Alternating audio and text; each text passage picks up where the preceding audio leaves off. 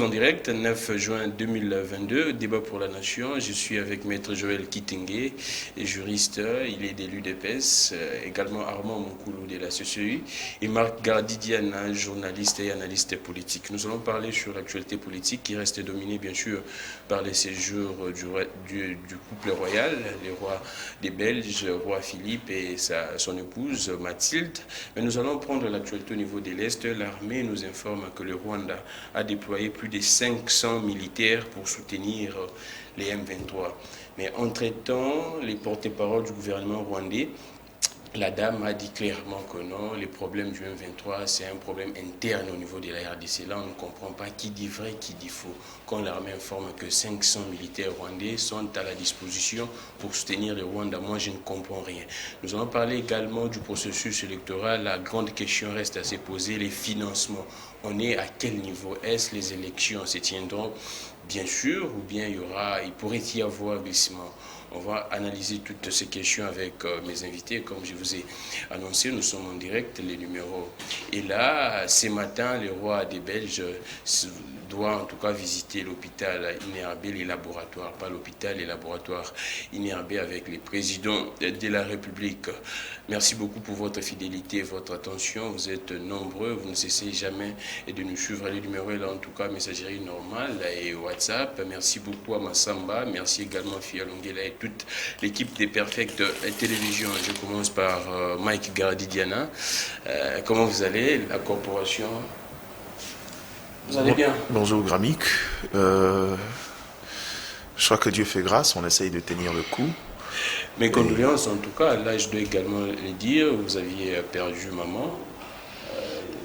Maman l'a enterrée depuis le samedi. Donc, oui, puis à l'âme des mamans, je pense. Merci beaucoup. Merci beaucoup. En forme déjà, vous récupérez déjà après la Bon, de toutes les façons, ce qu'on fait, c'est au-delà d'être une profession, c'est une exigence vitale. Donc on n'avait pas le choix, on était obligé de répondre aux invitations et parler de la République. Merci beaucoup Mike Gardidiana. Une question également de la corporation. C'est vrai qu'on en parle, les dossiers, l'affaire Yves Bouya et Israël Moutombo. Je ne sais pas si vous allez placer un mot, comme discute de l'émission ou non. Placer un mot, je crois que tout ce que je peux dire, c'est je ne veux pas emprunter le chemin de tout le monde. Le grand souci, c'est que quand il y a des problèmes en interne, il faudra qu'on sache comment le résoudre. Si par le passé, les politiques ont fait confiance au tribunal de paix, si les politiques qui, pour des raisons de diffamation également, au lieu d'aller vers les instances judiciaires, ont préféré faire confiance aux organes de l'UNPC, il est plus plausible qu'en interne, nous puissions faire nous-mêmes confiance à nos institutions. Donc à ce stade-là, je crois qu'au-delà de vouloir être vrai, il faudra être juste. Israël s'est senti lésé. Il a décidé d'aller saisir la justice pour finalement retrouver gain de cause. Mais seulement c'est qu'on reproche à notre ami, c'est dans le process en fait. On aurait aimé que la question soit réglée en interne. Et si jamais il n'y a pas d'issue favorable, peut-être qu'il aurait trouvé d'autres voies. Mais le comble, est-ce que je me suis rendu compte, c'est vrai, on a dit qu'il avait parlé avec l'UNPC. Au niveau de l'UNPC, il n'y a aucune note écrite de la part d'Israël saisissant officiellement l'UNPC ou les tribunaux de paix. Donc je crois qu'à ce stade, c'est vrai, il a parlé aux autres qui devraient faire la médiation. Malheureusement, les amis, non. Est-ce qu'ils ont fait le travail ou pas? Je ne sais pas. Mais je crois qu'à la prochaine, il faudra à un certain moment qu'on sache résoudre nos problèmes en interne. Ouais. Parce que si on veut parler d'insultes, moi j'ai suivi une émission où, de manière intelligible, il parlait des feux Martin et Kanda qui lui auraient laissé des enfants. Implicitement, c'est traiter l'autre d'handicapé. Ça aussi, ça peut se retourner contre lui. Donc je crois qu'à ce stade ici, le combat était allé un peu trop loin et qu'il faudra qu'on recule un peu, qu'on revienne et que la place de Bouya n'est pas à la prison. Ouais, merci beaucoup Mike Gardidiana, que moi j'appelle affectueusement plutôt les pertinents. Merci beaucoup pour ces mots d'encouragement et mots en tout cas pour essayer un peu de remettre de l'ordre au sein de la corporation. Merci également à vous tous qui soutenez nous les journalistes et merci beaucoup pour ces soutiens. Je prends Maître Joël Kitenge de l'UDPS. Vous allez bien? Tout va bien, merci. En forme? Parfaitement en fait. Maître Joël Kitenge, les partis va bien? Ça va. Vous continuez avec vos quoi? vos tribunes au niveau des parlements debout, vous continuez ou bien... Je suis parlementaire, ce n'est pas un problème. On Vous continue continuez ça. toujours C'est une vie quand le besoin est d'arranger les nécessaire, parlementaires debout. ouais, de venir éclairer un certain nombre, surtout quand il y a des débats, des questions juridiques ou une incompréhension où on entend qu'il y a l'amalgame au niveau de la base. Nous sommes parmi des communicateurs importants, ça il faut le souligner, pour venir éclaircir les grandes questions de droit, de débat et tout. Et éventuellement, si c'est nécessaire de rencontrer nos contradictés dans les plateaux de télé, c'est ce qu'on fait. Je voulais revenir, c'est vous qui avez sollicité ça comme le biscuit de l'émission. Non, pour lui, parce qu'il est journaliste. Non, mais c'est au plateau. Hein. Pour mon frère et pour nous tous. D'ailleurs, je ne les ai même pas salués. Salutations en tout cas. Salut, confraternité exige, mais également, je l'ai vu dans les réseaux sociaux. Je vous présente mes sincères condoléances pour la disparition de notre mère. J'ai toujours dit et répété, si dans la profession de journalisme ou dans toute autre profession qui a la possibilité de s'adresser au public et on profite de la notoriété, du populisme, s'il faut utiliser les mots qu'on a utilisés abusivement, puisque quand on est à la télé, radio et tout ça, on est star. Et cette notoriété nous donne les ailes de se permettre n'importe quoi. Non. Et quand il y a faute, il y a des t-shirts que les gens se font fabriquer, tout ça. Et il dit non, nous c'est ceci, nous c'est cela, ça c'est une comédie.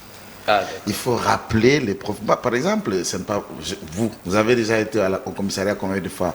Mon ami en face ici qui fait des analyses très souvent pertinentes, combien de fois il a déjà été au commissariat? Je doute fort. Pensez-vous qu'il est moins journaliste que celui qui a un langage trué?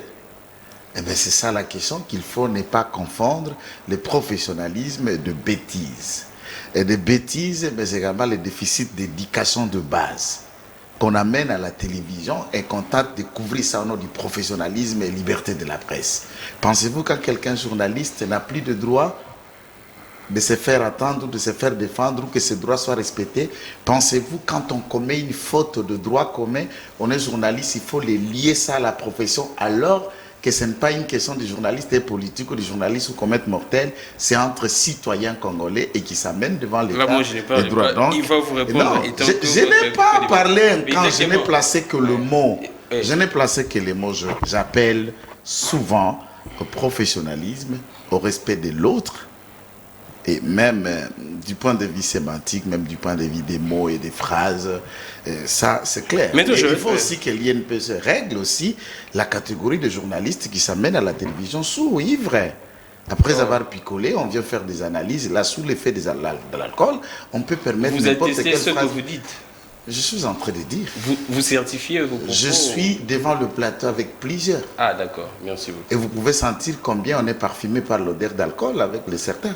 Je l'ai dit, je ne cite pas les noms, c'est la vérité. Ah d'accord. Mais c'est un élément, c'est une faute. Non, mais c'est une vérité. C'est une faute professionnelle. Même quand on conduit sous l'effet d'alcool, même quand on vient plaider comme avocat sous l'effet de l'alcool, même quand on vient siéger comme magistrat ou juge sous l'effet de l'alcool, on sait les conséquences qu'il y en a. Donc je crois, quand il faut parler de l'assainissement, du soutien, des récupérations comme ça se fait, il faut rester tolérant.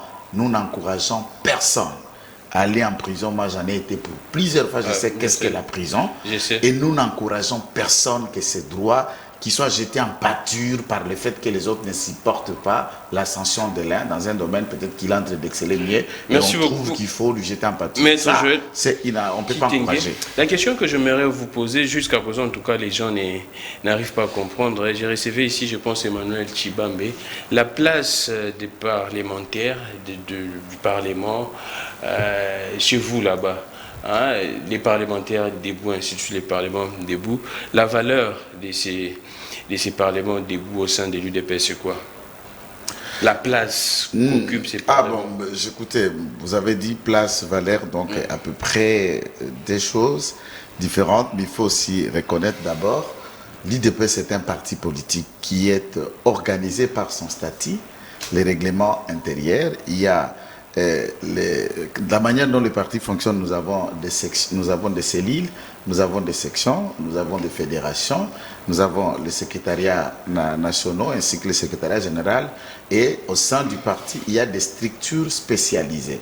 Par exemple, la CNDP, que dirige Wakwenda, nous avons la convention la commission électorale permanente, la Ligue de Maman, la Ligue de Jeunes, ça ce sont des structures spécialisées au sein du parti qui dépendent. Mais toute forme ou toute autre organisation ou structure informelle dépendent de la Ligue des Jeunes. C'est cela d'abord du point de vue structurel. Non, je dis tout. Il y en a plein de structures. Dépendent de la Ligue des Jeunes. Et tous, ils sont inféodés de la Ligue des Jeunes. Les parlementaires debout, ce n'est pas les mots qu'il y a, mais ils sont qui? Ce sont les membres et qui sont engagés à l'UDPS. Ils sont des membres de l'UDPS. Ils font partie de l'UDPS. Est-ce qu'on m'a chanté de nier? Ah, d'accord. Qui nie qu'ils ne sont pas de l'UDPS? Ce sont des membres de l'UDPS. Et au sein de l'UDPS, ils ont essayé de s'organiser indépendamment du statut. Du parti. Du statut. Je ne parle pas du parti. Du statut. Et en ce stade, c'est comme ça. Et ce sont des personnes valeureuses. Et je vous dis, l'un des plus grands parmi eux qui était parlementaire debout, c'est Augustin Kabouya. C'est un ex-parlementaire debout devenu aujourd'hui le numéro 1 du parti. Donc c'est comme une place où les orateurs se forment, les animateurs se forment, les leaders s'imposent. Et ils s'imposent dans la lutte, et ainsi de suite. Au niveau Merci beaucoup, on peut les coopter, on peut les faire monter plus tard pour assurer telle ou autre responsabilité. Merci beaucoup, Joël Kitenge. Là, c'est une bonne précision. Maître Joël Kitenge siège en tout cas au sein de ces parlements debout, parmi les gens qui essaient un peu d'éclairer la lanterne des parlementaires debout sur plusieurs questions d'actualité. Armand Moukoulou de la CCU, vous allez bien? Très bien, cher Gami. Je vous ai vu en train de publier beaucoup d'histoires là sur Lambert Mende. C'était quoi? Ah oui. Bon, il s'agissait d'une mission officielle à Lubumbashi, dans le cadre du conseil du PCA, conseil d'administration de l'LMC, parce que vous savez, ces derniers temps, le roi Mende est le président du conseil d'administration de l'LMC. Et donc, c'était dans ces cadres-là. Voilà. Donc, c'était le forum Mining Week DRC. Voilà, c'était un forum qui intéresse aussi l'MC. C'est dans ce cadre-là que l'honorable Lambert Mende a participé personnellement dans l'équipe, les panels qui étaient dans les travaux, les préparatifs et puis les travaux d'organisation de ce grand forum au niveau de Lubumbashi. Donc il est déjà de retour à Kinshasa. Ah d'accord. Voilà. Merci beaucoup Armand Moukoulou. Je reviens avec... nous commençons en tout cas, nous prenons le premier sujet. C'est vrai que nous allons parler. Entre-temps, la régie nous prépare les images. En tout cas, ces deux images, les images du roi également. L'image intitulée MAG au niveau de mon dossier Débat pour la Nation. Je prends... les pertinents Mike Gardi-Diana, on prend la situation au niveau de l'Est et là c'est l'armée qui informe. Les communiqués datent de ce 8 juin, c'est-à-dire hier 2022. L'armée informe que Mike Gardi-Diana, le Rwanda a déployé plus de 500 militaires en soutien au M23.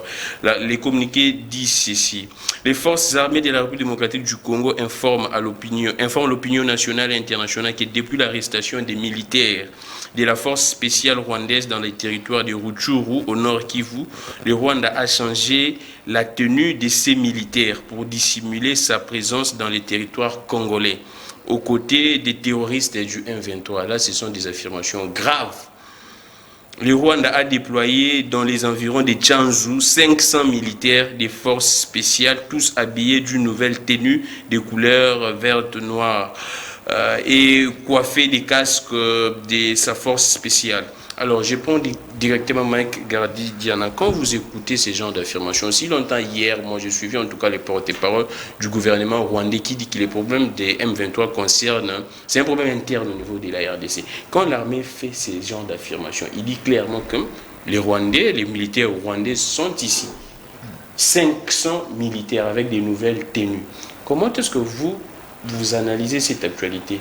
Qui trompe qui dit la vérité? Merci Gramic pour cette question. C'est vrai que c'est un sujet important. En 10 secondes, je voulais dire un élément essentiel. Allons-y. Dans votre temps d'antenne. Dans le propos de maître, c'est vrai qu'il a raison. Un peu comme beaucoup de gens, moi j'ai toujours été contre la dépénalisation de délit de presse en cet instant, parce qu'il y a encore de la racaille dans la profession. Mais les préalables pour arriver justement à la dépénalisation des délits de presse, c'est savoir si l'UNPC est à même de pouvoir résoudre et régler les problèmes de ces gens-là avant qu'on en arrive aux instances judiciaires. Parce qu'on ne peut pas dépénaliser sans qu'on ait des structures capables de bien gérer le problème. On va créer de monstres, des gens qui viendront sur le plateau de télé au nom de la dépénalisation, au nom de la limitation entre les infractions de droit commun et les infractions d'ordre professionnel, vont dire des choses qui vont léser des gens et qui deviendront des intouchables. Mais c'est là où je dis que si on veut aller dans ces process-là, la première des règles est ce que nous, d'abord journalistes, que ce soit Israël, Yves Bouya, commençons par donner du crédit et essayons de faire confiance à cette institution-là afin de cumuler cette expérience pour qu'au finalement, dans les jours à venir, dès lors qu'on saura que l'UNPC est à même de gérer les conflits d'ordre professionnel, c'est alors que dans l'idée de protéger les journalistes de la main politique, on pourra aller vers la dépénalisation des délits de presse. Donc moi ici, je n'ai pas pris l'habitude de vilipender les gens, parce que Israël Boutombo a autant sa part de responsabilité, autant il a subi des mots pas corrects de la part de Yves Bouya, autant vice-versa. Si c'était le sujet, on aurait eu le temps de rentrer dans les propos qui ont fâché les autres. On se rendrait compte que finalement, ce sont des conflits qui évoluent juste, c'est dans le cadre professionnel. Et que finalement, il y a eu des débordements, qu'on a commencé à entretenir le feu, au lieu de résoudre le problème. Ici, on est en train de pousser l'autre, les autres poussent l'autre aussi à monter, à engager le combat. Finalement, on a quitté la dimension professionnelle pour tomber dans les infractions de droit commun. Or, c'est un problème qu'on pouvait résoudre bien avant qu'on en arrive là. Donc je crois qu'à ce stade ici, les deux doivent comprendre. Cette affaire-là, on pouvait résoudre ça au niveau de la profession avant qu'on en arrive aux institutions judiciaires. Sur la question du Rwanda, Gramic, moi, tout ce qui me réjouit maintenant, c'est le fait que de voir finalement. La RDC, surtout avec le président Félix Tshisekedi, qui depuis un certain moment a pris la dynamique de la politique soft. C'est-à-dire ? Le côté pacifique, il veut résoudre le problème par la diplomatie et la calmie. Mais c'est comme j'avais dit depuis la dernière fois, il a peut-être cette bonne foi-là, mais cette bonne foi-là, il ne la partage pas avec le Rwanda. Moins encore avec le pays de la sous-région. Vous savez, quand on nous a poussé aux discussions avec les groupes armés, j'ai fini par comprendre qu'il y avait un piège derrière. L'idée, c'était de faire en sorte que, c'est-à-dire, c'est vrai qu'on a défini noir sur blanc, que la RDC devrait discuter avec les groupes armés locaux. Mais le problème dans la perception de gens qui nous demandaient de le faire, c'était de nous faire croire que le M23 était un mouvement interne. Et ça, il faut reconnaître, il y a eu une brèche. C'est parce la thèse du Rwanda. Exactement. C'est parce que, depuis les accords d'Addis Abeba, nous, on avait accepté, on avait adopté le M23 en permettant même à ces groupes militaires de s'émuer en formation politique. Je m'étais posé cette question, je la pose toujours, parce que pour un groupe qui est arrivé en politique par les armes, connu notoirement de tous les Congolais, quand vient les jeux démocratiques, je ne vois pas le M23 en tant que parti politique aller battre campagne. Or, en politique, c'est par quoi on acquiert le pouvoir, c'est par quoi on le conserve. Ils retourneront dans les armes, faire monter la pression, organiser des négociations pour revenir à nouveau. Encore plus parce que l'équilibre du pouvoir a changé. On a négocié autrefois avec le FCC, avec Kabila. Cette fois-ci, c'est Félix Tshisekedi qui est au pouvoir. Il n'a aucun accord, il n'a rien avec nous. Du coup, il faudra le contraindre lui aussi à aller dans les négociations, à aller signer un accord pour que nous puissions survivre. Là, je parle de la réflexion du M23. Oui. Et ce qui fait que derrière, c'est vrai, le M23 en tant que groupe a des objectifs, mais c'est une guerre par procuration, je l'ai toujours dit. Les plus grands tireurs de ficelles sont derrière, notamment le Rwanda, qui est aussi un acteur intermédiaire. Oui. Les plus grands bénéficiaires, c'est même pas le Rwanda. Allons-y. C'est ceux qui continuent à faire fortune, ceux qui deviennent des économies puissantes par le minerai et par les autres. Je ne parle pas des multinationales, je parle des États. Des États. Je ne parle pas des simples organisations, je parle des États. La Belgique. La Belgique, vous pensez que la Belgique, c'est une grande nation? Allons-y. Non, elle ne l'est pas. La Belgique, c'est pas... Il ne faut pas qu'on parle de puissance. C'est vrai que sur le plan diplomatique, dans l'Union européenne, la Belgique a un siège assez prépondérant, mais quand vient les enjeux au niveau mondial, je ne pense pas que la Belgique est dans le top 10. Il ne faut pas. Donc je crois qu'à ces stades ici, heureusement que la vigilance cette fois a été de nôtre. On a su séparer l'ivraie et le blé. Maintenant, je continuerai à donner ma théorie. Moi, je pense à ces stades ici. Depuis un certain moment, on a joué les jeux sous l'influence de cette communauté internationale qui nous a contraints parfois à faire des compromis qu'on n'aurait pas dû faire, comme aller négocier à Addis Abeba avec le M23, alors que ces mouvements venaient d'être complètement battus sur le plan militaire. Ces genres d'erreurs de cumul-là, je pense qu'à ces stades ici, pour que le monde, la sous-région, comprenne que la RDC est un pays à même de défendre son territoire, il faudra qu'on prouve à la face du monde qu'on est capable de sécuriser nos terres. Aujourd'hui, l'idée de faire une guerre au Rwanda, croyez-moi, moi, je n'en serai jamais contre. Je serai d'ailleurs le premier. Pourquoi? Parce que je reste convaincu que dans la diplomatie, les négociations, c'est maintenant compte du rapport de force. D'accord. Continuer à aller négocier en position de faiblesse, les gens jouent avec notre bonne foi. Or, si on prouve à suffisance que militairement, on est capable de mettre à feu le Rwanda à l'espace de quelques temps, je crois que le rapport, le regard, la perception va changer. On va le prouver comment? Non, je parlais de faire une guerre.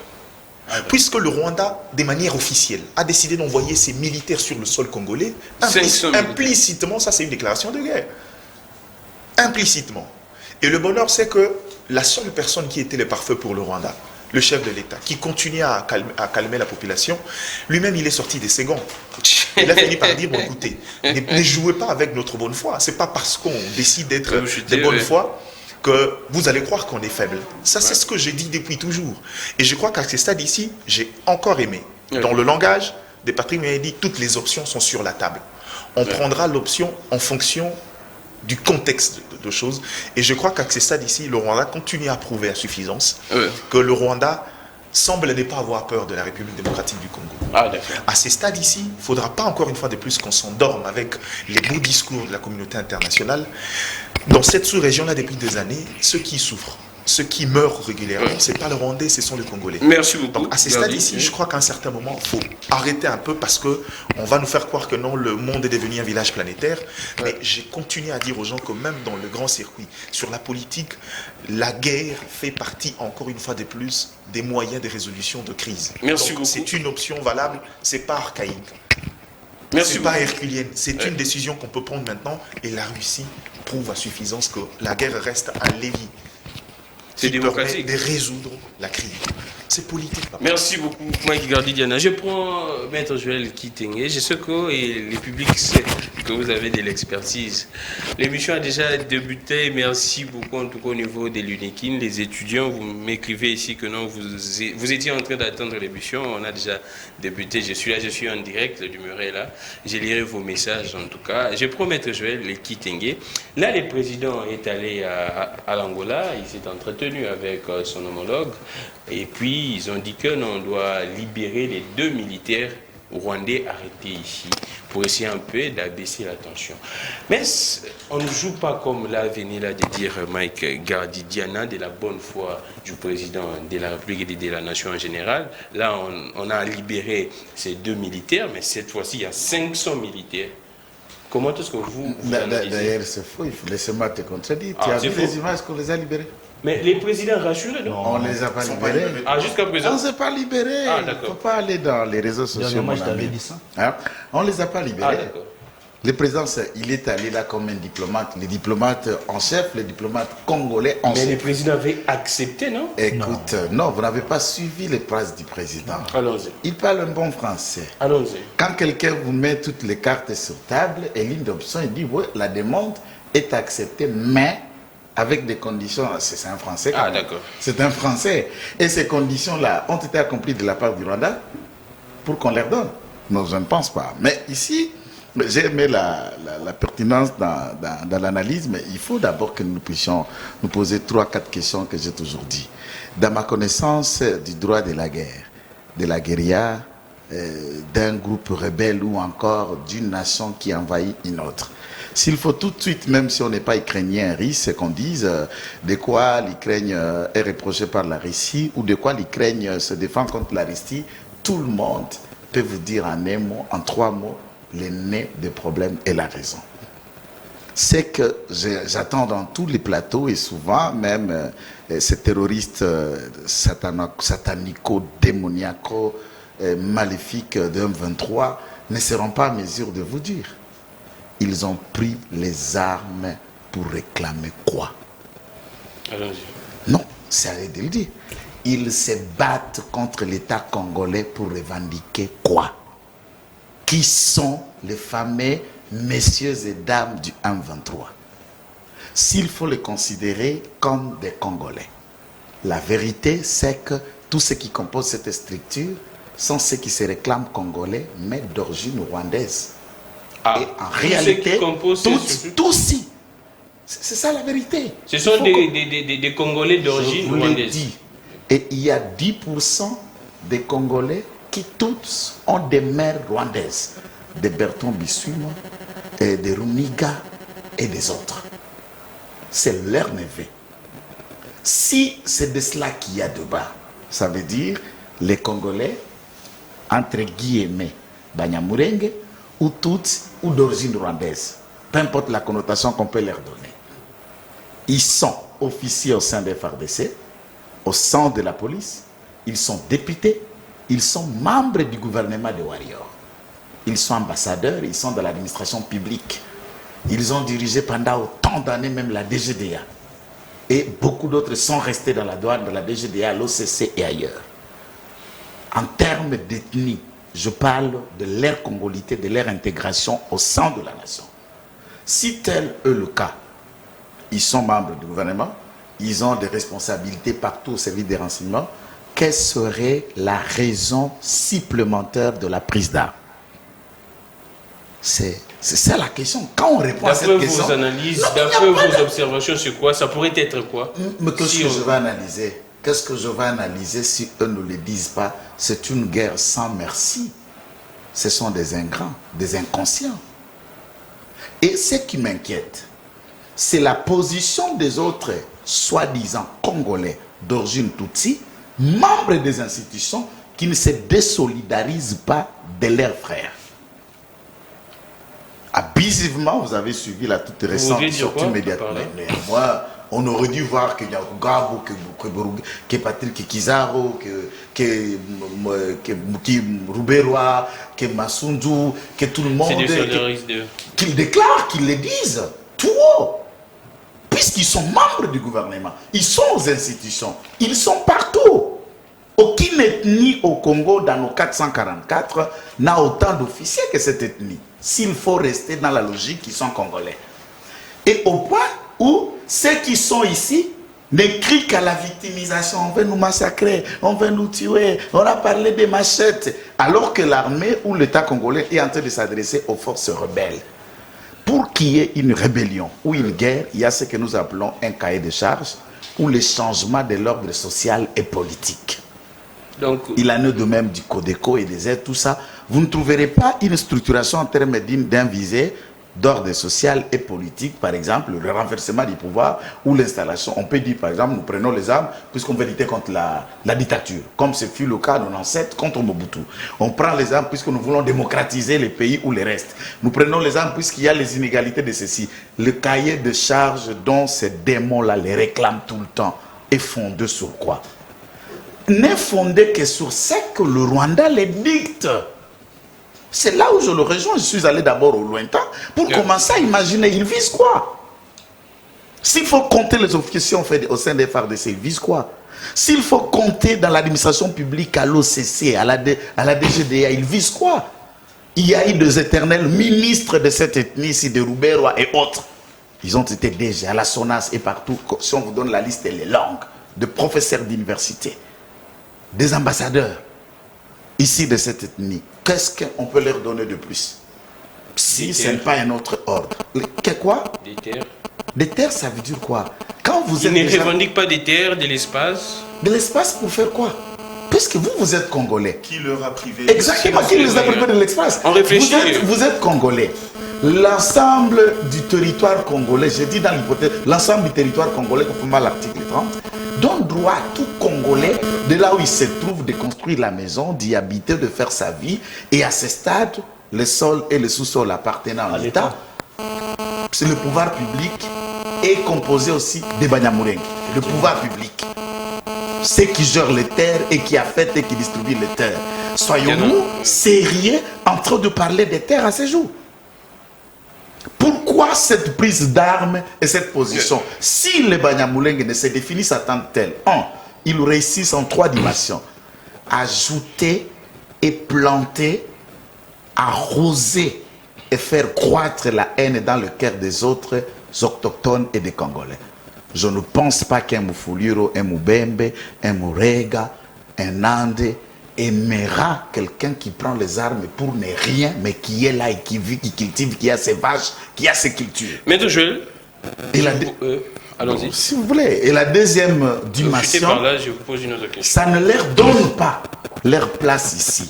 À ce moment-là, les Banyamulenge, faisant la politique du Rwanda, pour celui de créer des zones tampons de conflits, de manière à empêcher le développement, notamment la construction de la route de Kassindi vers l'Ouganda, notamment le projet du développement de la partie Est, et puis l'état de siège a coupé des vivres en termes de minerais, à renflouer l'économie du Rwanda.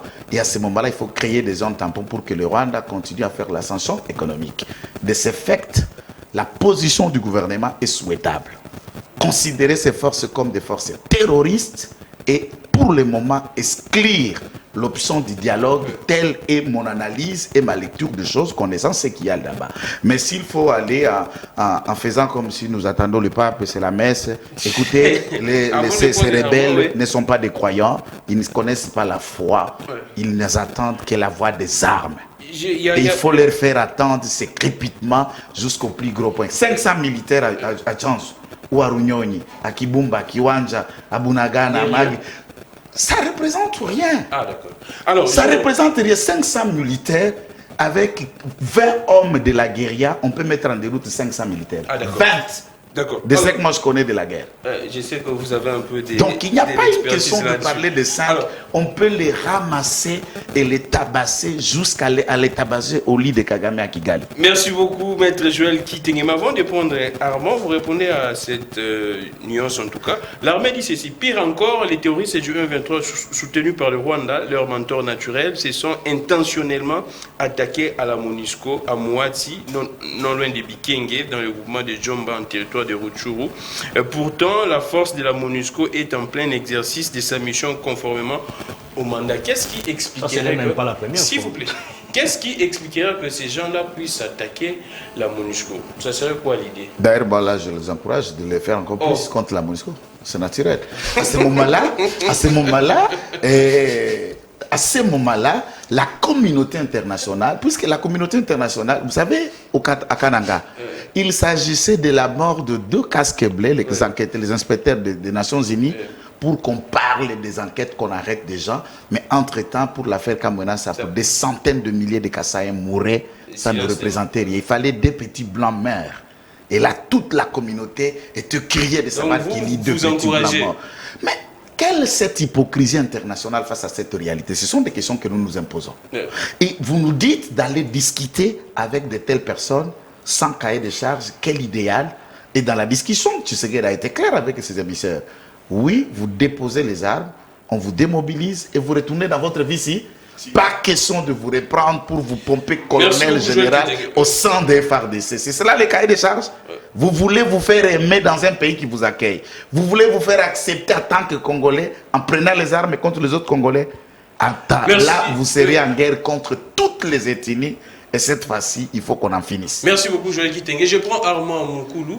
La question que je vous pose, pourquoi les changements de tenue, d'après vous, c'est pour tromper l'opinion, pour essayer un peu de se camoufler? Pourquoi les changements de tenue de la part? Ce sont des stratégies militaires. Vous savez, lorsqu'on se met à la ligne d'un combat, surtout lorsqu'il s'agit d'un combat de guerre, vous savez, chaque armée a ses stratégies militaires.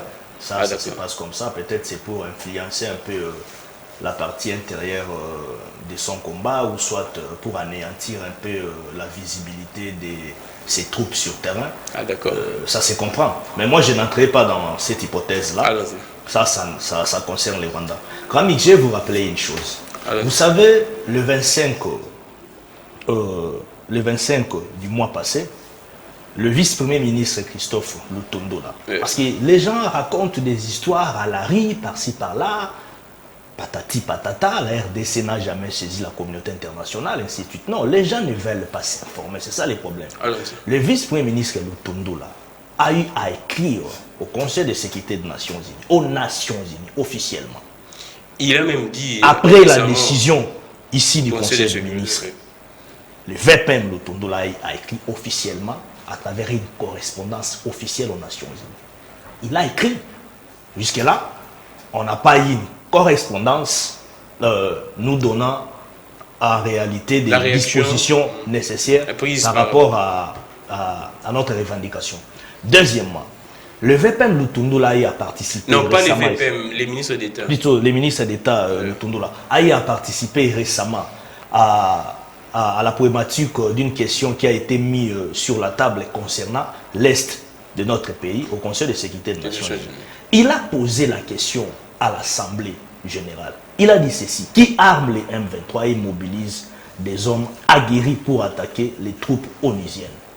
Il a posé cette question-là. Mais cette question-là n'a pas été répondue jusqu'à maintenant. Je n'ai pas vu là où on a répondu à Lutondo là. Une question qui est restée pendue jusqu'à maintenant. Gamik, dans la situation géopolitique sur le plan mondial, le Rwanda est considéré comme un pays catalyseur. Un pays catalyseur, ça veut dire quoi? C'est un pays qui dépend des appuis économiques, mais aussi des appuis militaires des grandes puissances, telles que les États-Unis d'Amérique, ainsi de suite. C'est parmi les pays que les grandes puissances utilisent comme des arrière-bases pour aller dans des zones à conflit où ils peuvent facilement avoir de gains de cause, soit des bénéfices à travers des sous-sols riches, ainsi de suite. C'est le cas de ce qui se passe à l'est de notre pays. La RDC étant un pays avec un sous-sol très riche, ses minéraux, ainsi de suite, alors les grandes puissances ne peuvent pas venir directement comme ça, officiellement, traiter avec les gouvernements congolais pour en bénéficier. Vous comprenez un peu? Alors, ils seront obligés de passer à travers ces pays appelés catalyseurs, des pays sous-traités par les nations, plutôt par les grandes puissances, pour attaquer, soit pour s'en procurer de la richesse qui est les nôtres. C'est ce qui se passe sur le plan mondial. Mais si vous regardez même sur le plan de l'armement militaire, la RDC actuellement est 11e puissance militaire en Afrique. Vous comprenez un peu? Au monde, la RDC est 76e puissance militaire. Nous avons 89 millions 56 000 habitants. Je vais faire un parallélisme des comparaisons. Le Rwanda, jusque-là, n'a que 30 000 militaires, donc 30 000 hommes, donc militaires, sur terrain. Nous avons 150 000 militaires, donc nous avons 150 000 hommes. Est-ce que ça dépend de l'effectif ou bien des... Attendez, Grammy. Et dans ça, vous verrez déjà, si nous prenons l'option militaire, nous allons battre les Rwandais. Ça, je vous dis ça. Mais seulement, il faut comprendre que la RDC, dans la logique de respecter, je dirais, les dispositions nécessaires établies sur les plans de la sous-région, sur les plans de l'Union africaine, mais aussi sur les plans mondial. Parce que les gens confondent, par exemple, la procédure qu'avait déclenché les chefs de l'État sous la médiation du président kenyan ou Kenyatta. Là, c'était une consultation présidentielle. Ce n'était pas une négociation avec les différents groupes armés qui œuvrent à l'est de notre pays. Vous comprenez? Et donc, dans ce qui se passe aujourd'hui à l'est, oui, c'était des consultations. Ce qui se passe aujourd'hui dans l'est de notre pays, vous allez voir même dans le chef de fonctionnement du chef de l'État qui a la volonté manifeste de finir avec cette histoire-là. Parce que je vais vous faire un petit rappel de fait, mon très cher Gamik. Oui, on a eu à avoir plusieurs accords ici dans notre pays. Mais ça n'a pas apporté de solutions. On a eu à avoir plusieurs accords dans notre pays. Même le M23 qui a été intégré dans l'armée loyaliste, qui a eu même l'agrément pour œuvrer comme parti politique, ils siègent ici, qu'on sort ainsi de suite. Ils sont dans les institutions, ils ont même eu à concourir dans la législature nationale ici au pays, ils sont députés, etc. Ils sont officiers réintégrés ici dans l'armée loyaliste. Vous comprenez même l'accord du 23 mars 2009, l'accord qu'il y a eu entre Kinshasa et les M23, c'était un accord qui n'était pas sincère. Et dans tout cela, si nous nous mettons, ou soit si nous reculons en arrière, vous allez comprendre que tous ces accords-là, que les gouvernements, que tous les gouvernements passés ont eu à traiter avec ces groupes rebelles, ou ces groupes rebelles-là, n'ont abouti à absolument rien.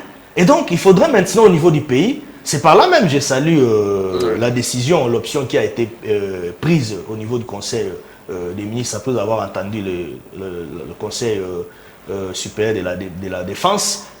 Maintenant là, il y aura des options militaires, il y aura des stratégies militaires qui seront prises pour essayer un peu de voir comment finir avec cette situation à l'Est. Parce que nous devons noter que le Conseil de sécurité est déjà saisi.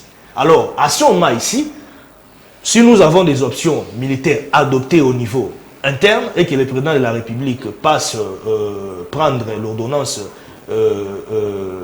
portant l'ordonnance portant l'ordonnance portant pour décréter l'état de guerre, vous comprenez que nous serons dans la légalité procédurale. Les Nations Unies sont déjà informées, le Conseil de sécurité est déjà informé de ce qui se passe à l'est de notre pays. Là maintenant, nous ne verrons pas une puissance nous dire non, pourquoi est-ce que vous n'avez pas saisi telle instance internationale, ainsi de suite. Donc le pays est dans cette logique-là de respecter les dispositions protocolaires qui ont été déjà mises en place au niveau international, au niveau africain, mais cela ne nous empêche pas, nous, de prendre des dispositions militaires parce que c'est déjà en cours. Merci beaucoup Armand. Gramic, le problème de l'Est, la présence de l'État, bon, si je comprends bien, l'État ne contrôle qu'à 60% l'espace et l'espace vide non contrôlé est de 40%. Il n'y a plus... il n'y a pas la présence et le contrôle de l'État dans cet espace que vous dites que 40%. Alors, les autorités congolaises doivent prendre les mesures barrières et procéder à la reconstruction de la muraille, selon vous, où les gros fils barbelés, la route des patrouilles militaires et des caméras de surveillance tout au long de toutes les frontières de l'Est du pays. C'est ça la solution pour vous, pour cette insécurité. Merci beaucoup de votre message. Il y en a plusieurs, je lirai comme ça, un par un. Merci beaucoup. Bonjour, Gramic. L'amélioration... Alors, je prends Mike Gardi. Diana, c'est vrai que hier, les Léopards a perdu 2-1, on le sait. Alors, je prends Mike Gardi, Diana. On parle... Pourquoi est-ce que la communauté internationale... C'est vrai que le ministre d'État a même appelé aux sanctions contre les Rwandais. C'est parce que la communauté internationale constate que nous n'avons pas jusqu'à présent des preuves probantes pour qualifier que non, c'est les Rwandais qui est derrière les M23 ou bien il est dans les jeux. En fait, c'est contradictoire ce que vous voulez dire. Parce que, un peu comme mon frère à droite disait, on a saisi, on attendait une réponse. Non, on n'a pas à attendre, c'est une note d'information. Non, les Nations Unies ne va pas nous répondre parce que la plupart de notre base de données, les différents rapports des Nations Unies, qui nous ont fait révéler aussi que c'est le Rwanda qui est derrière.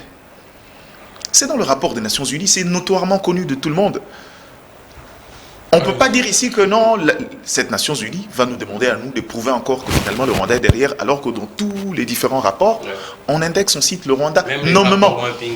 Alors, donc, le problème n'est pas au niveau de rapport. Le problème, c'est qu'on a fait une note, les Nations Unies a eu, et j'ai aimé, pendant les discussions au niveau du Conseil, la sous-secrétaire générale des Nations Unies a dit de manière expressive que cette fois-ci, je crois qu'il faut prendre l'option militaire et en finir définitivement avec le M23.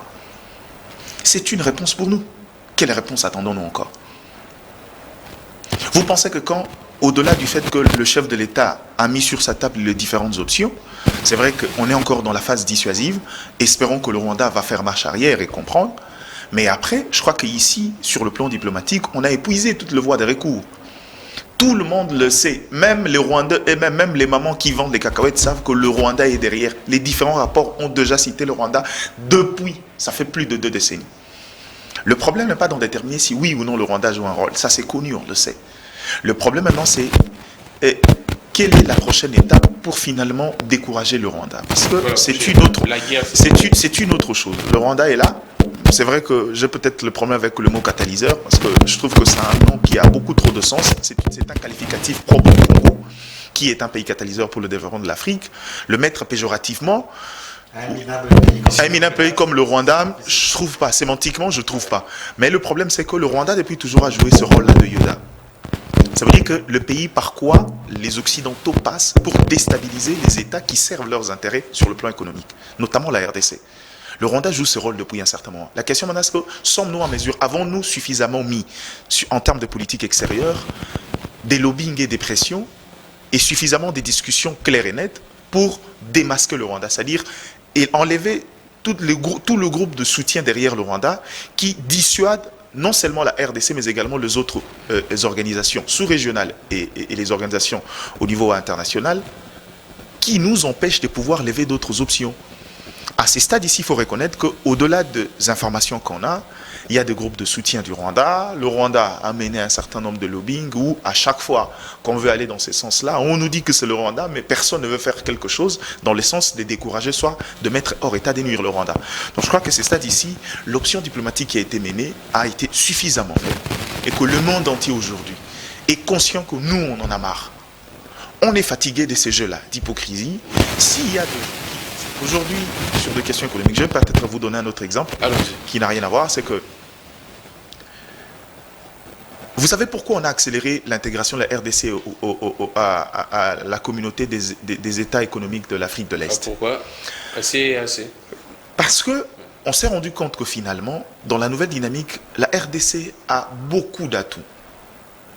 Ça me permet d'établir la brèche, depuis un certain moment, je le dis, avec les lignes maritimes congolaises, LMC. La RDC a un grand corridor qui, en termes de flux, cette entreprise-là, aujourd'hui avec une flotte, va presque desservir la Zambie et tous les autres États de ces côtés-là, permettant à la RDC de gagner beaucoup plus. Et si on va encore dans la dynamique de zone de libre-échange, c'est nous qui serons le plus grand gagnant. Mais j'espère que l'État, le gouvernement a réfléchi dans ce sens-là. Or, LMC, allez voir, cette entreprise-là n'a pas de flotte. C'est une entreprise, oui, qui fonctionne, oui, mais qui dépend des leasing des autres privés. Pourtant, depuis le mois de mars, on a levé l'option de doter cette société-là des engins nécessaires. Le jeune Cédric Tizaïnga qui se bat bec et ongle avec Lambert Mende, malheureusement, la question c'est qu'est-ce qui empêche? Pourquoi on ne sait pas se projeter en avant? Vous comprenez? Le grand problème, c'est qu'il y a des intérêts. Mais sur le plan économique, la RDC aujourd'hui est prête à négocier avec qui que ce soit. Ça ne sert plus à rien de passer par le Rwanda. Ça ne sert plus à rien de passer par les États voisins pour venir piller et aller bâtir votre économie. Nous sommes un État, l'une des possibilités qui nous permettra de restaurer à 100% le contrôle, l'autorité de l'État dans cette partie, c'est commencer par recréer un cadre de vie. C'est une trilogie. Au-delà de la dimension militaire, il faut qu'on recrée un cadre de vie là-bas parce qu'avec tout ce qu'il y a comme situation de guerre, finalement, il y a eu une situation de précarité qui vit. Même si la plupart des gens qui tiennent l'économie là-bas, c'est des gens qui sont dans les groupes armés. Tu arriveras dans une ville pauvre où les écarts sont énormes. La population est en train de souffrir, mais tu verras un individu avoir 2, 3, 4 immeubles de 15, 20 étages. Et cet écart-là, il faut le résoudre par recréer le contexte économique. Donc, il ne faudra pas nous faire croire. Le Congo d'autrefois qui était fermé sur ces questions-là ne l'est plus. On est libre de pouvoir discuter avec qui que ce soit, éviter ces jeux-là des brèches. C'est lui qui en veut, passer par le Congo. Parce que sur le plan militaire, en tout cas si le chef de l'État ne le fait pas, si aujourd'hui on décide encore et que lui finit, on continue à des discours, le premier Congolais qui sera derrière son dos, c'est moi. À ces stades ici, il faudra qu'on résolve ces problèmes-là et qu'on pense autre chose du Congo qui est de rester sur ces terrains-là. Merci beaucoup, Mike Gardien. La question que je pose à Maître Joël Kitenge, c'est la question que se posent les communs des mortels. Maître Joël Kitenge, Makambo est aussi Lacan. C'est ça la question que les gens se posent en train de nous suivre. C'est ça maintenant. Et aussi Lacan, on doit encore attendre Batouba ou bien et aussi Lacan, c'est ça la question que les gens se posent, même à l'Est et là-bas. Non, vous savez que, en tout cas, le débat est de qualité. C'est la guerre ou la gestion de l'État ou l'apostolat qui a à présider au destin d'un peuple ou d'un État, d'un pays, vaut pour résoudre les problèmes de ses administrés, ou de ses électeurs, ou de ses concitoyens. peu importe le nom, la nature, la durée de ces problèmes. C'est dans cet élan que Félix Tshisekedi s'est inscrit en mettant en place un état de siège. Qu'est-ce qu'il voulait?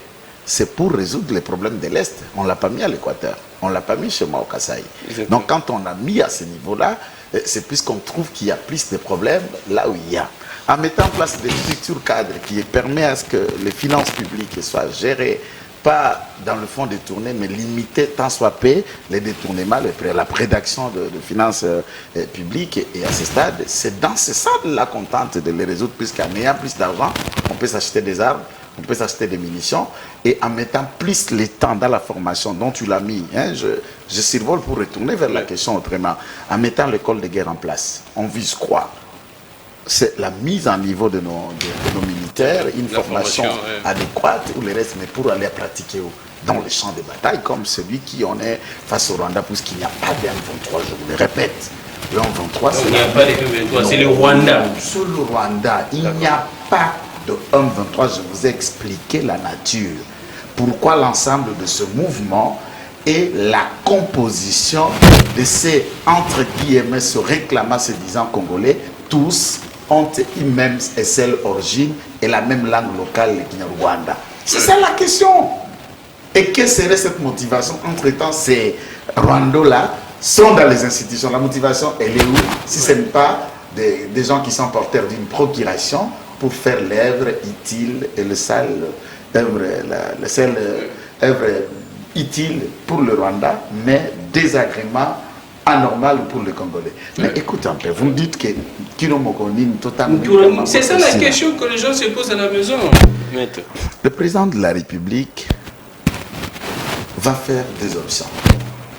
Et dans ces deux options, j'ouvrirai une deuxième option politique, c'est que nous sommes à moins d'1 année des élections. Où il faut, c'est la question que nous allons aborder, mais je préfère d'abord partir de là, mettre le moyen à la disposition de la CENI, la sérénité au climat politique pour que nous ayons effectivement aux élections. Et connaissant les implications directes et indirectes de la guerre, nous nous disons à 8 mois, ou à 9 mois, ou à 1 année, s'il faut bien le dire, des élections, nous optons pour l'option d'aller en guerre, en interne. Les autres contradicteurs qui ne parlent que des élections, ils n'ont aucun projet de société, aucune vision, tout ça, ils ne visent qu'attendre les élections, si seulement si la chance va les sourire, de président au dessein de ce grand Congo. Que faire en interne pour lever cette option? Alors, c'est sûr. Et à ce moment, il faudra non seulement convoquer, aller au Parlement pour lever l'option de manière légale, le président ordonne, et puis nous allons en guerre, mais en interne, et tous les autres là, je ne cite pas les noms, vont rester là comme des bons élèves.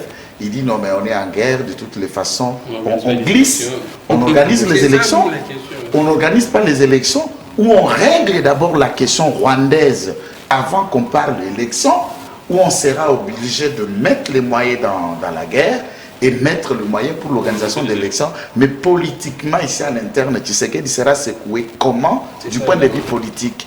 Est-ce que nous serons tous animés de la compréhension d'intérêt général ou des intérêts électoraux? Là, c'est une question qui nécessite. C'est pourquoi les autres envisagent qu'il faut qu'il y ait un large consensus. Moi, j'aurais voulu de large consensus de la guerre que de large consensus électoral.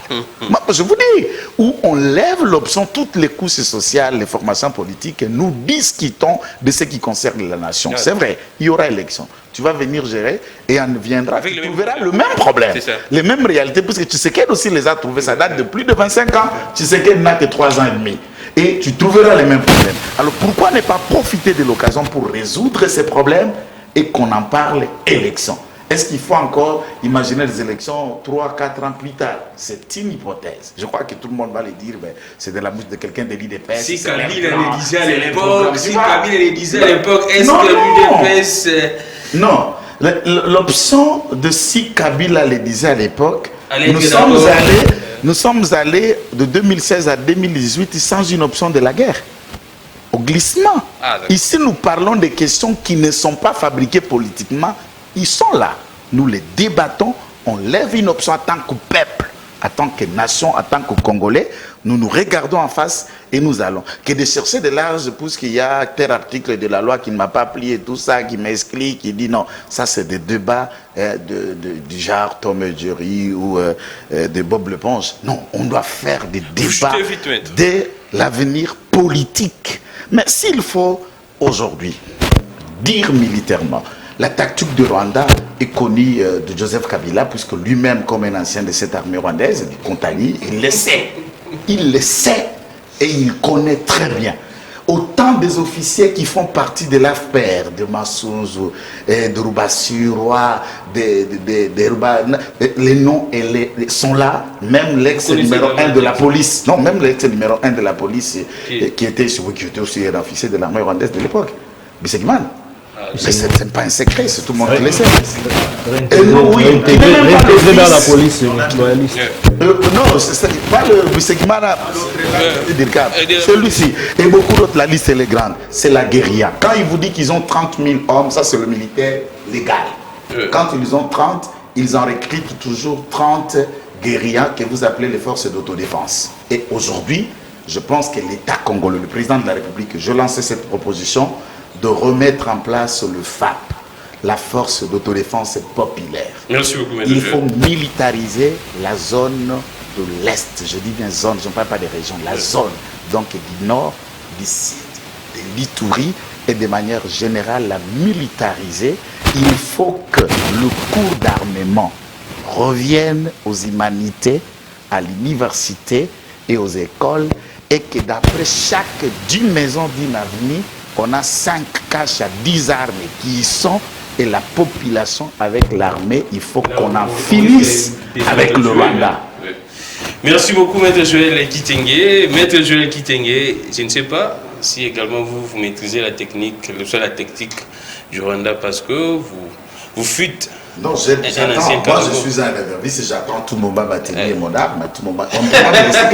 Je suis prêt à repartir au front puisque trop c'est je suis très prêt à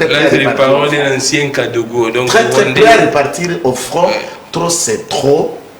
Et merci, s'il vous plaît, permettez-moi. J'ai dit au FARDC, j'attends cette plainte tout le temps. Infiltration, ils ne sont pas congolais, ils sont dans l'armée. Je vous dis, je vous appelle au patriotisme et au nationalisme. J'ai toujours dit ça jusqu'à attendre celui qui va être lésé de saisir les instances judiciaires. Si nous sommes au front avec vous, Gramik, et en allant au front, je constate que Gramik ne travaille pas pour l'intérêt du Congo. Je vous abats, non? Je vous abats à plein jour. Et j'appelle tous nos militaires à la responsabilité. Il n'y a pas de débat. Si ils sont infiltrés, vous êtes si c'est 14 000 infiltrés. Mais qu'est-ce que vous attendez de pleurnicher? Merci beaucoup, M. Joël Kitenge. Je prends Armand Moukoul. En tout cas, dans votre temps d'antenne, vous allez vous organiser. On prend vite parce que là, on doit en parler, le processus électoral. Maître Joël Kitenge a déjà essayé d'une manière ou d'une autre de nous introduire. Est-ce qu'avec ce qui se passe, les gens sont en train également de craindre l'organisation, la tenue des élections dans les délais? Nous sommes à quel niveau, surtout les financements, c'est ça les grands problèmes. C'est vrai que les textes suivent déjà, mais les financements, nous sommes à quel niveau?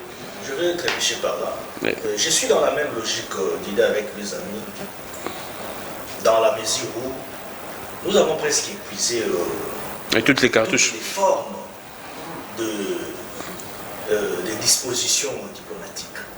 Nous l'avons fait. Depuis que le chef de l'État est là, vous savez, dans presque toutes ses participations aux différentes assemblées générales au Conseil de sécurité des Nations Unies, parmi des dossiers prioritaires, ça a toujours été cette situation de l'Est. Oui.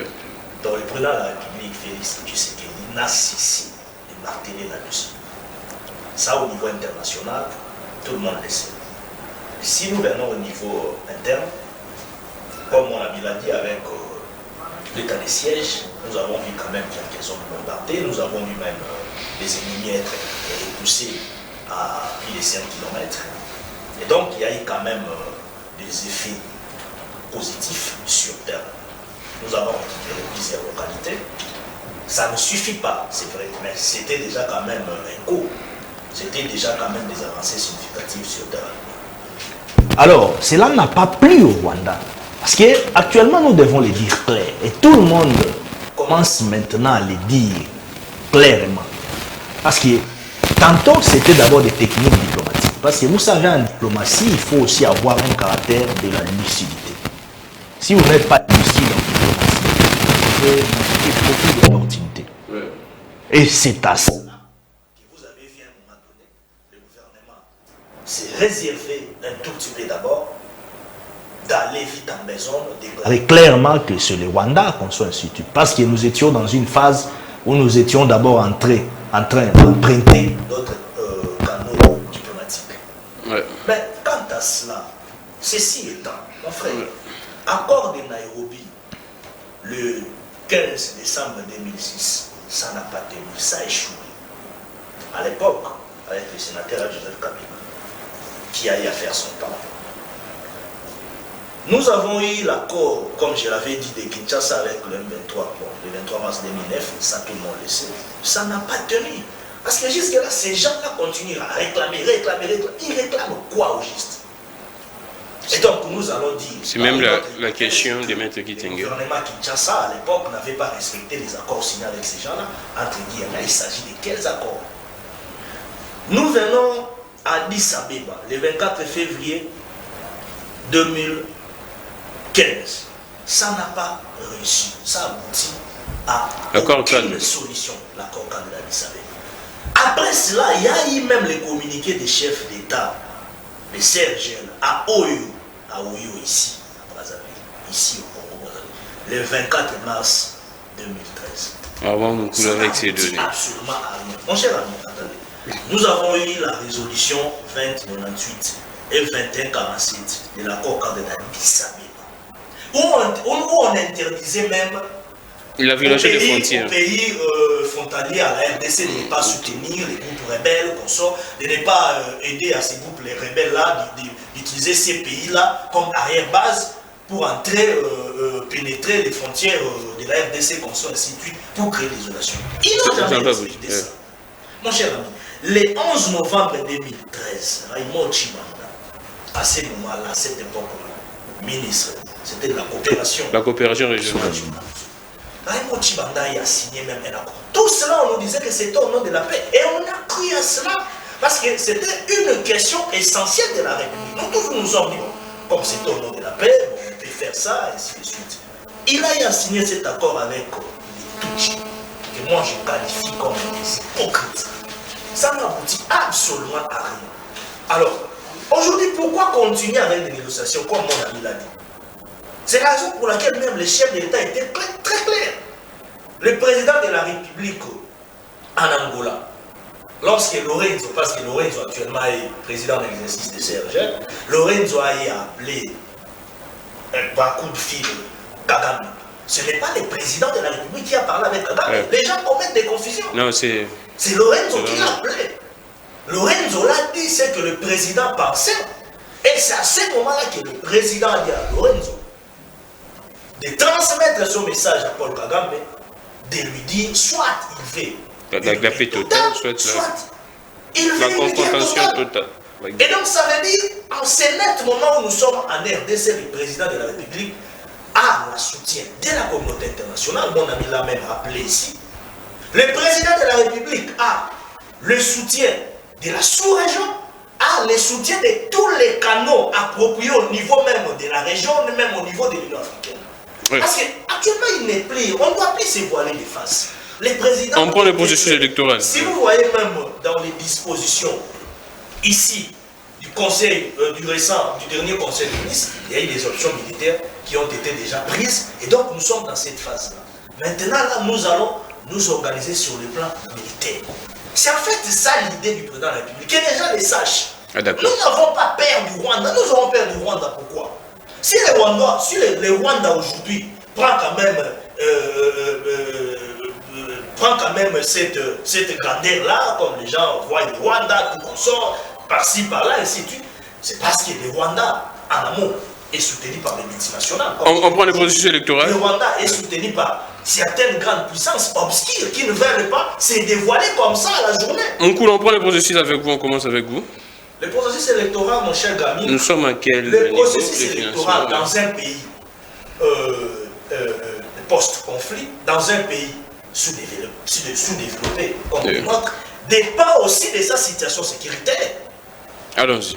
Vous savez, vous insinuez quoi en disant cela? Dans le passé ici, il y a des provinces à problème où il n'y a pas eu organisation des élections telles que Béni et Kosovo. La présidentielle. Oui, à la présidentielle, vous le savez. Si nous allons dans la pratique du processus électoral, il y a la collecte des données. Il y a le déploiement même des animateurs de la CENI, donc le déploiement de ceux qui vont travailler pour la CENI dans le bureau de vote, ou ainsi de suite. Là, on parle sur toute l'étendue du territoire national. Mais là où il y a des situations précaires, telles que des massacres, on sort dans des zones à conflit, telles que Nord Kivu et tout. Mon cher ami, pensez-vous avec moi que le processus sera apaisé à ce niveau-là? Et non, ce sont des questions, en tout cas, autour desquelles nous devons nous mettre ensemble et y réfléchir. Mais quant à cela, nous ne devons pas aussi oublier que le gouvernement est-ce qu'il y a des moyens? Le gouvernement est dans la logique de mobiliser réellement les fonds pour doter à la CENI, pour que la CENI nous organise des élections. Pourquoi j'ai dit ça? Actuellement, nous avons déjà une prévision budgétaire, sur une ligne budgétaire, estimée à 500 millions de dollars américains. Ça même le ministre des Finances avait dit, tout le monde le sait. Lorsqu'on dit prévision budgétaire, sur une ligne budgétaire, on compte décaisser, non? Attendez, ça veut dire qu'il y a un processus de on compte décaisser, c'est ça ce que je dis. Ça veut dire qu'on n'octroie pas les fonds comme si on donnait à quelqu'un qui doit aller organiser sa boutique ou bien qui doit aller mettre de la provision dans son foyer. La CENI est un organe technique, la CENI a besoin des moyens et c'est au gouvernement de doter des moyens à la CENI sous l'autorité budgétaire qui reste à ce jour l'Assemblée nationale. Au niveau de l'Assemblée nationale, peut-être que les gens ne veulent pas entrer vraiment au fait pour avoir des informations nécessaires. Au niveau de l'Assemblée nationale, il y a eu déjà dans le budget rectificatif une ligne budgétaire qui est déjà prévue avec une prévision budgétaire en connivence avec les contrôles de l'Assemblée nationale, mais sous la main du gouvernement, où nous avons déjà un package de 500 millions de dollars américains, je le répète, où on a eu déjà à financer à la CENI 31 millions de dollars américains. Récemment, on a ajouté encore. Opérations, on venait même d'ajouter 17 millions, je pense. 17 millions de choses comme ça. Et donc, c'est dans ce package-là de la prévision budgétaire qui est déjà mise à côté pour le financement des élections au niveau de la CENI. Mais à la CENI, c'est tout à fait normal. La CENI, c'est un organe technique. S'il y a peut-être... merci mon Koulou. S'il y a peut-être quelques insuffisances matérielles, la CENI est dans cette tentative-là de lancer là, parce que la CENI nous a déjà présenté, ça fait une route. La CENI nous a déjà présenté son programme annuel. Ça fait des routes qui étaient attachées des contraintes techniques, des contraintes d'ordre financier, etc. Merci. Et c'est même le rôle de la CENI. Mais que les gens ne récupèrent pas le processus d'octroi des fonds mis en exécution par les gouvernements pour amener cette procédure-là à une récupération politique. Parce que la CENI reste un organe technique. Vous allez voir même que... Merci Armand, merci. Se promène par-ci, par-là, tout qu'on sort dans les milieux, dans les sites de la CENI pour s'en procurer un peu de la situation des matériels qu'on sort. Merci beaucoup Armand, s'il vous plaît. Ça demande une étude minutieuse, je dirais, qui devrait faire en sorte que le gouvernement mobilise les fonds, mais la CENI entre en possession des fonds. Merci beaucoup Armand. Alors, s'il vous plaît, la régie, accordez-nous quelques 10 petites minutes. Là, je prends qui... Diana, Mike Gardi, qu'est-ce que nous craignons? Aussi longtemps, on nous dit matin, midi, soir, il y a dépassement des assignations. Pas plus tard, à ce mois d'avril, la DGI a elle seule mobilisé plus de 1,6 milliard. Alors, qu'est-ce que nous craignons s'il y a dépassement des assignations pour financer et organiser les élections dans les délais? Merci Gramik. Je crois qu'à ce stade ici, au niveau du gouvernement, les orientations budgétaires ont déjà été clairement définies. Ça, c'est une certitude. On sait exactement à quelle portion on déverse à la CENI régulièrement selon un délai bien déterminé. Ce qu'il y a à craindre, je crois que le premier indice, c'est depuis cette confrontation entre la CENI et le ministère des Finances sur l'acquisition des engins de la CENI, j'ai l'impression que l'affaire n'est pas finie. Alors, vous avez l'impression que... Oui. Pourquoi? Parce que la CENI a 4 rubriques. Il y a les frais de il y a les fonctionnements, il y a le fonds d'investissement, l'opérationnalisation, qui d'ailleurs est la rubrique la plus importante. Le comble est que les agents de la CENI sont payés régulièrement à temps. Ah, d'accord. Ça, c'est une certitude. Il n'y a pas des le côté investissement, il y a un problème. Mais c'est au niveau de l'opérationnalisation, ça fait des mois que la CENI n'a pas eu de l'argent. De l'opérationnalisation.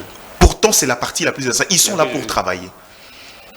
Et au-delà de ça, je soupçonne encore que le fait que je ne sais pas qui, j'aime pas citer des noms de gens bêtement, mais j'ai l'impression que cette dynamique s'est engagée également pour faire accepter le chef de l'État la mutualisation des opérations d'enrôlement et d'identification de la population. Vous pensez que c'est mauvais, c'est mal pensé? Je vous donne un schéma. Après avoir étudié, on s'est dit que cette opération devrait se faire en déant, je crois, à la limite, à plus de 435 jours. Si cette opération doit commencer au mois de juillet tel que défini, on ira jusqu'en février 2024. 2024? Oui, ce qui nous met déjà hors délai. Oui. Deuxièmement, quand on veut aller dans ces processus-là, s'il faut compter au-delà du délai de février, il faudra ajouter encore les processus d'extirpation des électeurs dans le fichier. Oui. Et à ces moments-là, organiser, ça prendra beaucoup de temps pour rien. Je suis sûr qu'il y a des gens qui ont donné ces conseils au chef de l'État. Parce qu'on veut aller dans ces dynamiques pour mettre ces opérations sous la main d'un comité de pilotage.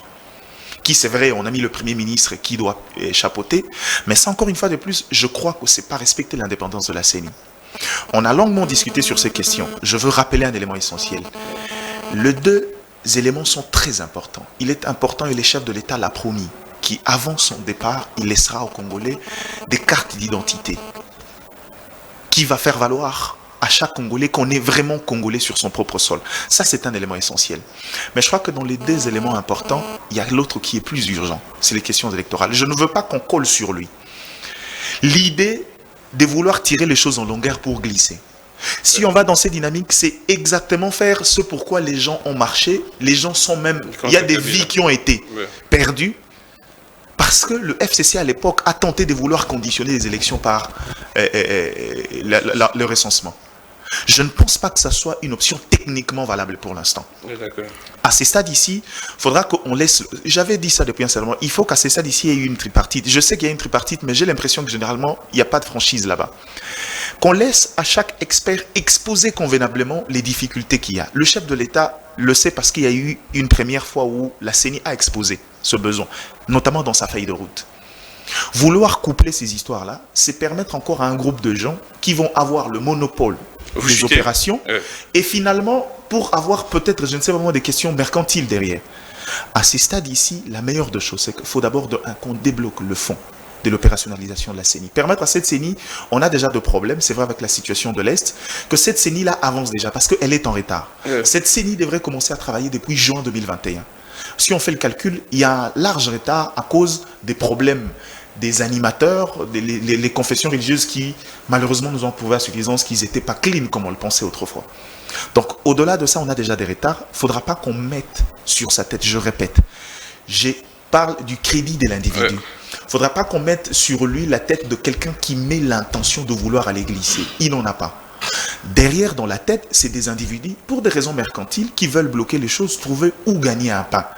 Je crois qu'à ces stades ici, pour des raisons, et pour des raisons de l'indépendance de la CENI en tant qu'organe technique, laissons la CENI faire son travail. Merci beaucoup, Mike Gardi. Il est plus facile, je suis 2 secondes seulement, il est plus facile de partir du fichier des électeurs de la CENI et compléter les noms majeurs pour avoir un fichier global pour identifier que de vouloir conditionner et perdre les élections à temps. Merci beaucoup. Mike Gardi, Diana, je pense que le maître Joël Kitenge va s'exprimer. Nous sommes vraiment à la fin. Bonjour, monsieur Gami. Tu as eu des personnes discours. On doit aller aux élections. On connaît leurs projets. Et quel est votre projet? Non, mais...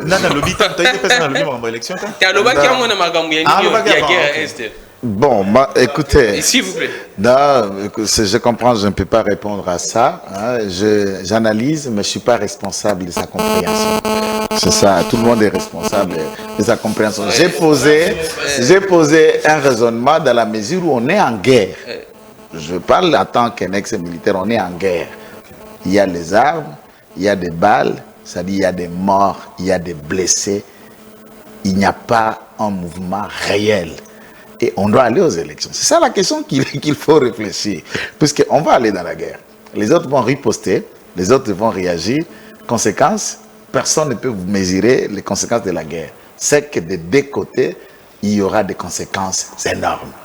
Entre-temps, nous devons aller aux élections. Moi, je n'ai que poser un raisonnement qui on peut soulever cette question. Au-delà des institutions, au-delà de manière générale, les confessions religieuse, les acteurs de société, les partis politiques, pour qu'on en parle. On est agressé. Exactement. On est agressé. On est face à un problème. Entre-temps, nous devons aller aux élections. Qu'est-ce que nous devons faire? Une table ronde. C'est là que moi, j'ai essayé de relever le débat. Mais par contre, je suis parfaitement d'accord, mais je voulais rester par le fait que vous avez dit qu'il n'y a plus de temps. Au regard de la loi, même l'ancienne loi électorale, qui étant l'actuelle qui est débattue dans des questions, on fait sensation de part des cas, ceux qui ont initié la motion, ceux qui l'ont amendé, ceux qui ont ajouté des amendements et autres. Et la loi n'a pas inséré dans la loi électorale que est électeur que celui qui détient une carte d'identité. D'abord, il faut d'abord que nous restions réglo. Merci pour la précision. La loi ne l'a pas incorporée et toute autre théorie de réflexion n'aura pas de base légale et juridique. Donc, on peut aller... Non, c'est puisque la loi devrait d'abord le dire. Ah, d'accord. Puisque la qualité de l'électeur, la qualité du candidat et toutes les conditions pour la candidature soient acceptées ou rejetées sont définies dans la loi électorale. Jamais conditionné par exactement. Une carte d'identité. Non, non. Et cette loi électorale ne parle que de la carte d'électeur jusqu'à ce jour. On peut aller sans les récents. C'est cela la loi. Venir après, c'est pas un tabou. C'est cela la loi. Là, je pense que ma supporter... On ne peut pas la conditionner pour trouver IDP, ça a dit le reste. C'est pas la loi. Dans cet idéal, nous sommes tous engagés dans le processus électoral et ça c'est clair ce qu'il a dit, je le soutiens. J'ai déjà assisté face à face, là où le président parle, pas à travers, je le vois et je suis là à quelques mètres, je l'attends parler. Il n'a aucune intention de ne pas organiser les élections arrivant en 2023. Ah, d'accord. En tout cas, il n'a aucune intention. De glisser. Même pas. Surtout qu'il a un deuxième mandat. Même pas. Il en a le droit. Et il le dit toujours, si je le fais de tous les combats de l'IDPS, de mon père, et de tout ce que nous avons fait montre de l'état des droits et des respects des textes, on sera différent de qui? Face à Marius Moung. Oui, donc pour le président de la République, pour l'IDPS, ne nous prêtez pas d'intention. D'ailleurs, tous les débats qu'il y a, la loi électorale, telle que modifiée ou débattue, la loi organique qui institue, qui organise la CENI, ça n'a jamais été l'initiative de l'IDPS. Lutundula l'a initié, Thomas Lokondo l'a initié, Joly a enrichi, et nous n'avons que participé au débat comme des citoyens, comme des compatriotes, puisque c'est un débat au-delà des partis politiques. L'IDPS n'a pris aucune initiative, aucune option tendant à empêcher qu'il y ait les élections dans le délai constitutionnel. Donc soyez à l'aise, organisez-vous, et l'IDPS est en train de travailler pour battre n'importe quel candidat et dans toutes les dimensions. Malheureusement, on est à la fin de ce sujet de l'Est. Vous aviez déjà parlé, Armand, s'il vous plaît. S'il vous plaît, on est à la fin. S'il vous plaît, Armand, s'il vous plaît, on est vraiment à la fin. 10 secondes, ça tue pas. S'il vous plaît, s'il vous plaît. La régie me fait signe. La régie me fait signe, on est vraiment à la fin. Merci beaucoup à Réveil. Merci beaucoup également à Massamba Sonia. Merci à Fia Lungela. Fia, s'il y a moyen de me balancer en illustration l'image là des mags, j'ai lu juste dans quelques secondes. Ça sera un peu très mieux. Alors, merci beaucoup. Non, pas cette image là, c'est les rois des Belges. L'image là des mags qui se trouve au niveau des... Non, pas ça, Fia Lungela. Malheureusement, vous retrouvez les rediffusions de cette émission. C'est écrit MAG, M-A-A-G, au niveau de la boîte. Les rediffusions de cette émission, si les DG ne tournent pas, en tout cas à 22h30 et à minuit, mais si les DG tournent, si les DG ne tournent pas, si les DG tournent parce que c'est en tout cas c'est son horaire à 22h30. Donc si les DG tournent, vous nous retrouvez, oui c'est ça l'image. Merci beaucoup. Là, merci. Dans le cadre d'une marche de santé, organisé le samedi 4 juin 2022 par le comité de base de la Confédération démocratique du travail, CDT en sigle, de l'OGFREM. Les marcheurs ont appelé à une conscience pour la protection du contrat et témoigné leur solidarité aux travailleurs de l'Est, de la RDC et de la CDT, plus particulièrement dans l'esprit de leur idéologie basée sur la social-démocratie. La déclaration a été lue par Patrick, le président du comité de base, Patrick Makanga, en présence du représentant de la centrale CDT, en remerciant bien sûr la direction générale de la dite entreprise. Merci beaucoup à Fia Lungela, les images est là, il y a Patrick Makanga et la CDT, je pense. Merci beaucoup, c'en est fini pour aujourd'hui. Le temps a fait défaut pour parler de l'actualité, les séjours du roi des Belges, le couple royal. Je pense que demain, on y reviendra. Mais je vous promets que demain, je pourrai recevoir les fils de Lumumba pour parler de la question. Il a porté plainte contre, je pense, la Belgique. Je vais le recevoir demain. Sauf imprévu. Merci beaucoup à vous tous. On se retrouve demain pour un prochain direct à 11h. Et pour les rediffusions, comme j'ai dit, à 22h30, si les DG ne tournaient pas, mais à minuit, là, ça ne manque pas. Merci beaucoup à toutes les personnes qui ont écrit. Malheureusement, on n'a pas eu le temps de lire les messages. On se retrouve demain. Que le Dieu de toutes les inspirations continue de nous inspirer et de vous inspirer également. Je suis Grammy Clégan. Au revoir.